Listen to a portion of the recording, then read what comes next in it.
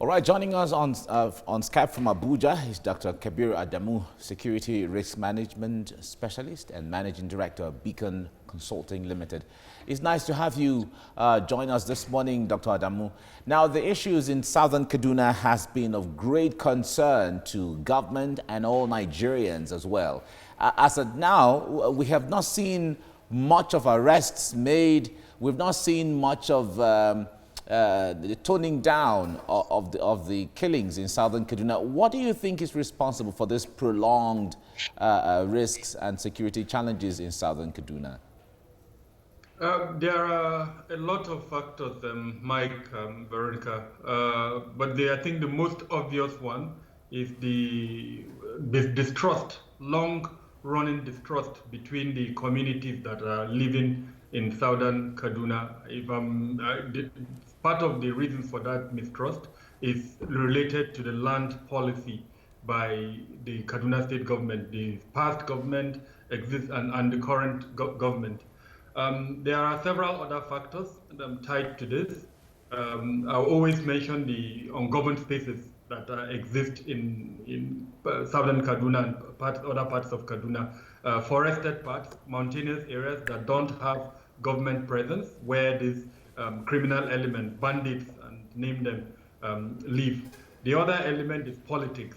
Unfortunately, there is no love lost between the majority of the residents of southern Kaduna and the governor.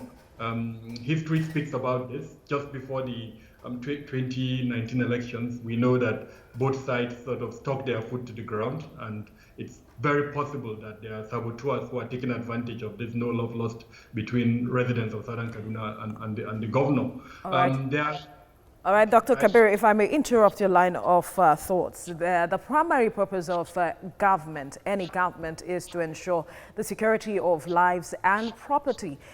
When you look at how the state government, not just the current government at hand, because this has been a crisis that has been on for years now, would you say the various government that has taken the helm of affairs in Kaduna State have lived up to this expectation? Unfortunately, no. Where lives are being lost, no one in his right senses would speak to that. People are being killed, properties are being destroyed. So definitely there is a failure of governance there. But we need to ask ourselves, when we speak of governance, is it just the structure of governance or the participation of people in governance? So it is that other element, the participation of people in governance that I think I would speak to here. Yes, the executive arm of government is what everybody points the finger to, but let's remember there are also elements of governance from southern Kaduna as an example. There are legislators, there are councillors, there are chairmen. So what role have they played?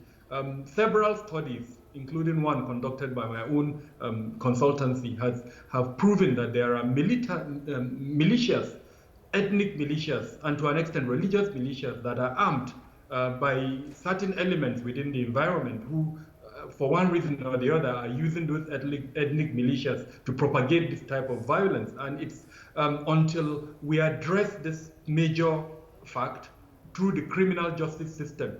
The criminal justice system needs to arrest and punish offenders, irrespective of the ethnic or religious connotation of those offenders. Currently, that criminal justice system is unable to do that. Now, that is a function of both the state government and the federal government. And like I said earlier on, there are several levels of governance. So if, as an example, the governor is not living up to his expectation, what of the various other levels of governance? So all of these things together, I think we need to address them. Another very important element is the family system. How come youth are easily able to be mobilized into these militias that I've mentioned? Is it because of the socioeconomic conditions the youths have found themselves, or there is an element of the religious institution that is allowing the brainwashing of these youths? So all of these factors together, unfortunately, have led to where we are.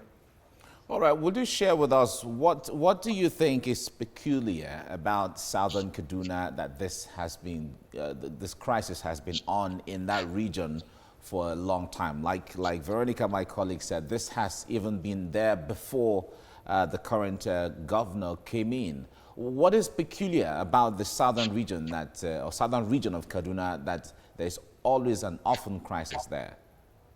The deep-rooted mistrust between communities. There is the indigents of southern Kaduna that are predominantly Christian and predominantly of certain ethnic tribal groups. Then there is a satellite community that is predominantly Muslim and majorly either Fulani or Hausa. And then, of course, there is a long-held belief that the rights of the indigents have been subjugated, as it were. They are being marginalized. So this unfortunate element, I think, has led to that creation. Now, of the 11 local governments in southern Kaduna, if you look at the history of Kaduna, I think it is only once that you had an indigent of southern Kaduna to becoming the executive governor of the state throughout the history of the state. So all of this long-held perception of marginalization, unfortunately, has helped breed the very unhealthy situation in southern Kaduna. We can also talk about the proliferation of weapons within southern Kaduna. Earlier on, I talked about the ungoverned spaces that exist in southern Kaduna. So these are the peculiar environmental nature of southern Kaduna, I think, that has allowed for the continuation of the killings and crises in southern Kaduna. And now there are reports that a lot of persons in the southern part of Kaduna have resorted to self-defense, and that, according to other reports, is a major challenge, especially for security agencies to, help resolve the crisis within the state. I wonder what you make of that development. It is an unfortunate consequences of the circumstance that the residents have found themselves, where the type of killings that you described in your opening report, and that is well documented, is taking place over a period, then people unfortunately have no other choice but to seek to defend themselves. And now the danger in that is that you are talking of two segregated groups of people, one predominantly Christian, the other one predominantly Muslim, of different ethnic backgrounds, now arming themselves. So clearly, almost a civil war kind of situation is existing in southern Kaduna, with deep-rooted animosity between these two sides that I've mentioned. All right. As it is now, we understand that when it comes to security, certainly everything still comes from the presidency. But in this situation, Kaduna State, is Kaduna helpless when it comes to the ability and capacity to handle the situation in southern Kaduna?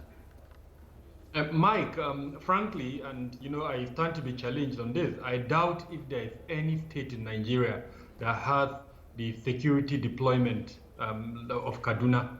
A couple of years ago, if I remember well, 2 or 3 years back, the government extended the longest running military operation in Nigeria, Operation Safe Haven, in Plateau State to southern Kaduna. And the reason is the two locations share a common border, as it were. Some parts of Plateau State share a common border with southern Kaduna. So it was a strategic thing to do by the government. Apart from that, you have several military formations in southern Kaduna as well as the general Kaduna area. There are several military training facilities in southern Kaduna as well as in Kaduna. Then the police too, name them. So some people have described Kaduna as a garrison town. But unfortunately, despite this garrison description of Kaduna, this issue is still going. Then the state government itself, what has it done? The current governor came up with a novel idea, acclaimed. He set up what he called a Ministry of Homeland Security, and then chose someone from southern Kaduna as the commissioner of that Ministry of Homeland Security. Apart from that, he set up early warning mechanism systems that would indicate wherever a crisis is coming up, and then of course they will be able to respond speedily. Now, in spite of all of these things I've mentioned and the sensitization that are being done by civil society organizations and the media, we still have the current crisis ongoing. The key unfortunately, that remains to be addressed is the deep mistrust and the perception as well as the real marginalization by residents of Southern Kaduna. For as long as that perception of marginalization and real marginalization continues to exist, for as long as these ethnic militias remain armed, and for as long as the criminal justice system fails to punish offenders, including those that are inciting the violence, as well as those that are arming the ethnic militias, then unfortunately, despite this garrison nature of Kaduna that I have described, the killings will continue. As sad as this sounds, that's the reality. All right, Dr. Kabiru Adamu, thank you for your time on TVC Breakfast. Thank you for having me.